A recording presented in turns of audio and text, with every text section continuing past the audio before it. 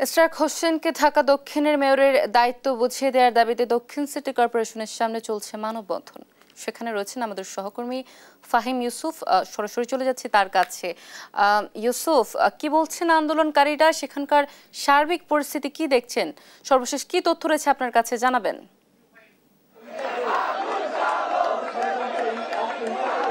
অতসী, আমরা এখন রাজধানীর যে দক্ষিণ সিটি কর্পোরেশন রয়েছে, দক্ষিণ সিটি কর্পোরেশনের ঠিক কার্যালয়ের সামনে রয়েছে। তো নগর ভবনের সামনে থেকে সকাল থেকে কিন্তু এক ধরনের বিএনপির যে নেতাকর্মীরা রয়েছে, ইশরাক হোসেনের যে সকল সমর্থকরা রয়েছে, তারা এখানে অবস্থান কর্মসূচি পালন করছেন। তারা মূলত আমাদেরকে যেটি জানাচ্ছিলেন যে অতি দ্রুত ট্রাইব্যুনালের যে রায়, সেই রায় অনুযায়ী ইশরাক হোসেনের শপথ গ্রহণ এবং যে দায়িত্ব ফিরিয়ে দেওয়ার বিষয়টি, তারা সেটিকে গুরুত্ব দিয়ে বলছেন যে অতি দ্রুত এটি বাস্তবায়ন করতে হবে।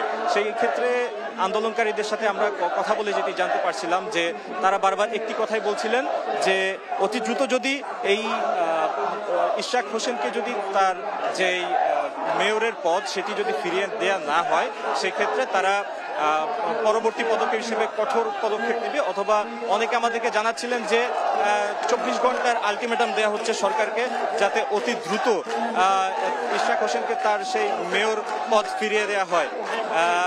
এখন আমরা যদি একজনের সাথে কথা বলি যে ভাইয়া, আপনাদের এখানে মূলত দাবি? আমাদের দাবি, আমরা মেয়র চাই। আমরা ঢাকাবাসীরা অনেক অশান্তিতে আছি, আমরা এখন মেয়র চাচ্ছি। মেয়র ইশরাক হোসেনকে শপথ নেওয়া হোক, জরুরি ভিত্তিতে আমরা চাচ্ছি। জরুরি ভিত্তিতে আমরা এলাকাবাসী সবাই চাচ্ছি আমরা আমাদের মেয়র আসুক। আপনাদের পক্ষ থেকে কোনো সময়সীমা বেঁধে দেওয়া হয়েছে কিনা? আমরা এখনো বেঁধে দেই নাই।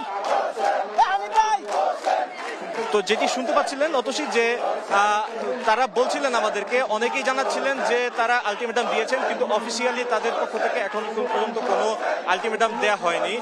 কিন্তু তারা আমাদেরকে যেটি জানাচ্ছিলেন যে অতি দ্রুত ইশরাক হোসেনকে তার যে মেয়র পদ সেটি ফিরিয়ে দিতে হবে, এবং ট্রাইব্যুনালের যে রায় এবং সরকার পক্ষ থেকে যে গেজেট প্রকাশ করা হয়েছে ইশরাক হোসেনকে মেয়র ঘোষণা দিয়ে, সেই মেয়রের যে পদটি রয়েছে সেটি অতি দ্রুত ফিরিয়ে দিতে হবে।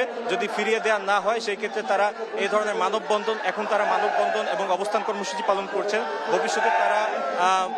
ভবিষ্যতে তারা নগর ভবন ঘেরাও সহ আরো বড় ধরনের কঠোর পদক্ষেপ নেবেন। এছাড়া তারা অনেক আন্দোলনকারীরা আমাদেরকে জানাচ্ছিলেন যে দ্রুত যদি এটি ফিরিয়ে দেওয়া না হয়, সেই ক্ষেত্রে যে আদালতের রায় সেটিকে অবমাননা করা হবে, এবং তারা আমাদেরকে জানাচ্ছিলেন যে যদি এটি ফিরিয়ে দেওয়া না হয়, সেই ক্ষেত্রে তারা ইশরাক হোসেন এবং তার সমর্থককারী যারা দক্ষিণ সিটি কর্পোরেশনের বাসিন্দারা রয়েছেন, তারা অনেক কঠোর কর্মসূচিতে যাবেন। এই ছিল রাজধানীর নগর ভবন থেকে সর্বশেষ।